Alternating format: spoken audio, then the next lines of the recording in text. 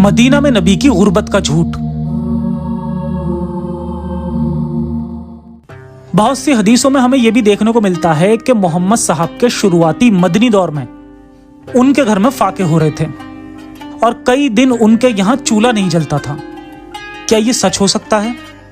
तारीखी किताबों से ही हमने जाना कि मोहम्मद साहब मदीना में एक मेहमान की हैसियत से रह रहे थे, जो कि ओस और खजरज के बुलाने पर मक्का से मदीना आए और वहां उन्हें अपने मामा का कबीला यानी बनु नज्जार का भी साथ मिल गया था, जिसकी वजह से उनकी जिंदगी बेहतरीन चल रही थी, यानी किसी चीज की कोई कमी नहीं थी। फिर एक सवाल यहां पर यह भी है कि ये कबीले के लोग जिन्होंने मोहम्मद साहब की जिंदगी की हिफाजत और परेशानियों में साथ देने की कस्में खाई थी कि वो अपने बीवी बच्चों से भी ज्यादा उनका ख्याल रखेंगे, तो वो लोग मोहम्मद साहब को किसी भी तरीके से परेशानी कैसे आने दे सकते थे? इसी सिलसिले में बहुत सी तारीख की किताबों का मुताला यानी स्टडी करने के बाद भी हमें मोहम्मद साहब के फाके करने वाले दिनों के बारे में कुछ नहीं मिलता।